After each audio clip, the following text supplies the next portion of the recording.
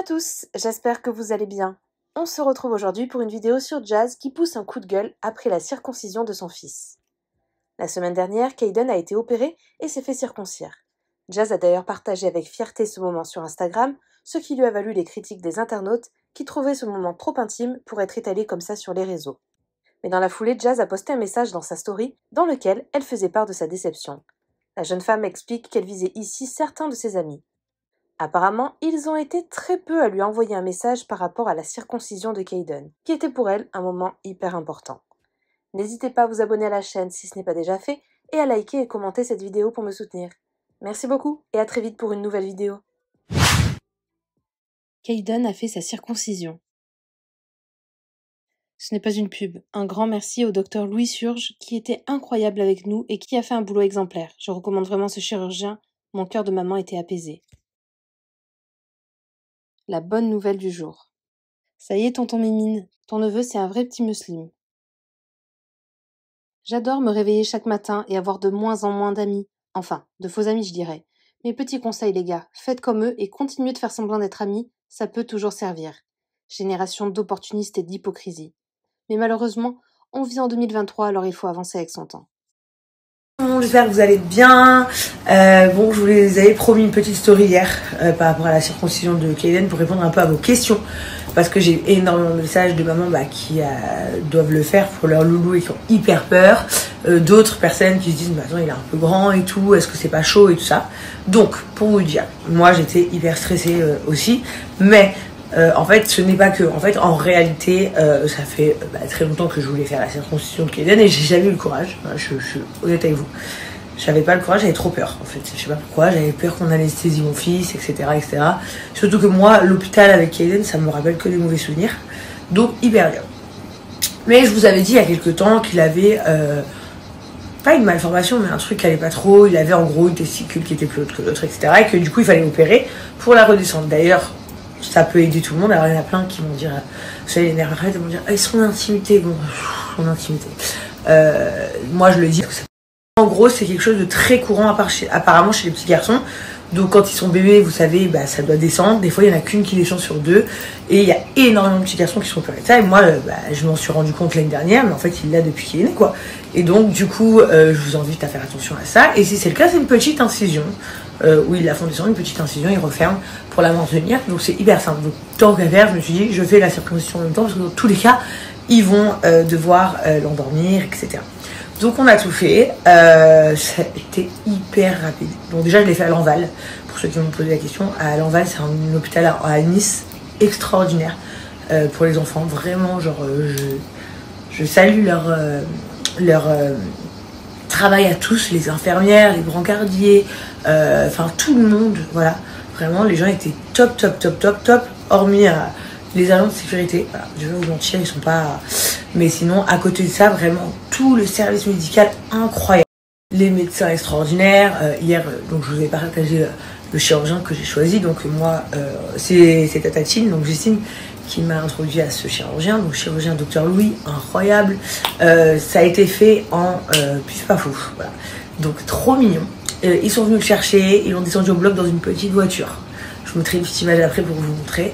Ensuite, il est rentré au bloc, ils lui ont donné un petit médicament pour qu'il soit un peu tranquille, donc il est hyper tranquille. Et ils l'ont opéré très rapidement, alors ça a duré, je sais pas, 40 minutes l'histoire. Et ils m'ont appelé pour me dire, ça y est, c'est bon, c'est fini. Salle de réveil, ils m'ont descendu à salle de réveil, bisous maman, tac, j'attendais 30 minutes avec lui, on est remonté. Il a dormi quelques heures et dès qu'il s'est réveillé, on est rentré à la maison. Hier, il a chouiné un peu qu'il aille mal, c'est normal. Donc je donne de l'Uprane et tout ça. Et là, aujourd'hui, très bien, il se met la vaseline tout seul carrément. Parce que je lui ai dit qu'il fallait se mettre beaucoup de vaseline pour que le bobo il part. Et il le fait tout seul, donc je suis hyper contente. Donc tout ça pour vous dire que moi, ça a été un 2 en 1. Il n'a pas fait que la circoncision hier. Que là, du coup, pour le troisième garçon, je vais leur demander de le faire dès la naissance. Et pour London, je le ferai l'année prochaine quand il aura genre 2 ans et demi. Beaucoup de personnes aussi m'ont demandé qu'est-ce que c'est la circoncision. Donc circoncision, ça peut être quelque chose de religieux chez les juifs ou les musulmans. Ça peut aussi être quelque chose d'hygiénique dans certains peuples. Je sais que les Philippins par exemple se font circoncire parce que voilà, c'est vrai que côté hygiène c'est top. Ça, en fait, il y a des personnes qui m'ont dit ouais mon dieu les bactéries et tout, mais non justement du fait qu'il n'y ait pas la peau, ça permet de vraiment en fait d'avoir moins de risques d'infection, etc. chez les garçons. Donc c'est hyper bien. Après c'est un choix personnel. Hein. Certains ils m'ont dit c'est de la barbarie. J'ai pas très bien compris en fait. Mais c'est pas grave. Comme vous savez, on a toujours les donneurs de leçons. En tout cas, merci 1000 fois à toutes les personnes.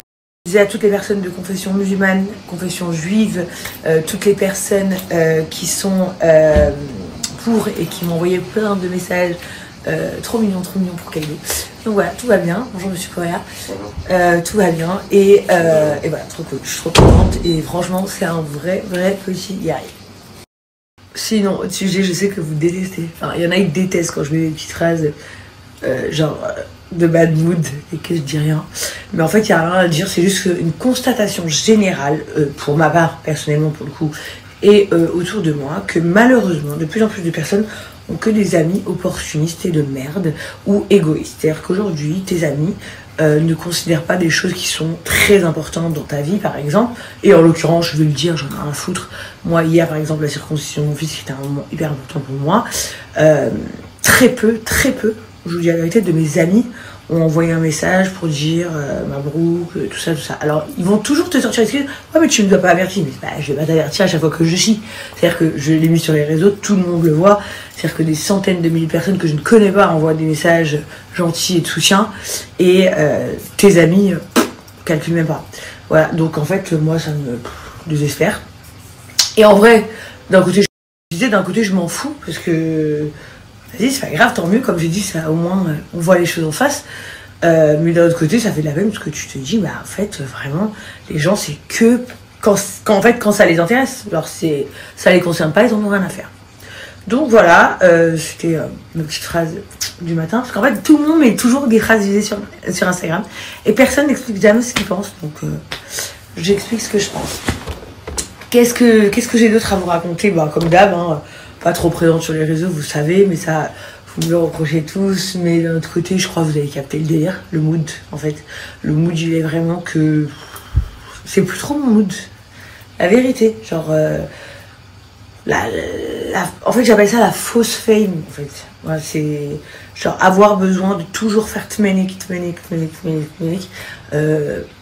Bah non, en fait, c'est pas vrai. Genre, arrête, mytho, genre. Tous les jours de tout le monde ne sont pas bien sous prétexte que tu gagnes bien ta vie, donc tous les jours ta vie elle est trop géniale. Non.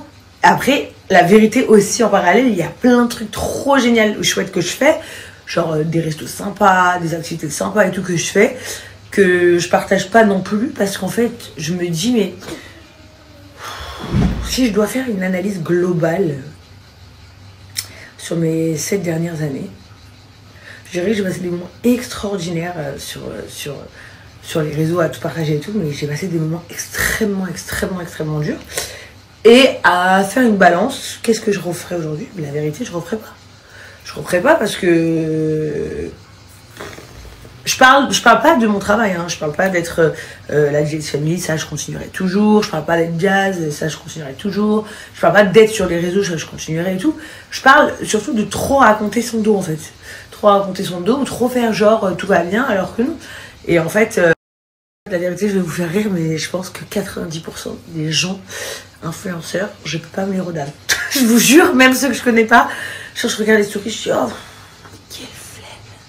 C'est de la mythomanie par milliers, c'est... Bon, après, il y en a, attention, il y en a, c'est vraiment leur vraie vie, c'est leurs vraies activités, c'est leur vrai truc. Mais ce que je veux dire, c'est qu'il y a beaucoup de mensonges quand même. Il y a beaucoup de... Tout ça saoule, quoi. Ça saoule. Voilà, donc en fait, c'est pour ça. Donc j'essaye, hein, les gars, j'essaye. Là, vraiment, là, c'est spontané, j'ai envie de parler avec vous, ça me fait rire. Je vous donne mon point de vue, je sais que ça va vous faire rire et tout. Mais not everyday, en fait. J'ai pas de mood de everyday comme avant. Par contre, en revanche, je suis censée tourner une DLC Family très prochainement. Et ça, ouais, ça, c'est un vrai kiff parce que du coup, je vous partage ma vraie vie, je filme ma vraie vie. Genre, on vous montre ce qui se passe, ça va être trop cool parce qu'en plus, du coup, comme Laurent, moi... les enfants on n'est plus trop actifs sur les réseaux, bah, du coup viens mon cœur, ça vous permet de suivre notre vie et tout, donc ça j'adore. Après en plus pour le coup en ce moment ça passe super bien, hein. Genre vraiment j'allais très mal pendant quelques mois là je vais très bien, je vous assure, mais big boy Oui, vous moquez pas de lui, il a mis la robe de Chelsea. Parce que comme on veut pas lui mettre quelque chose qui le sert, il a mis la petite robe. Donc voilà, non, ça va très très bien. C'est juste que des fois, même ça me donne la flemme.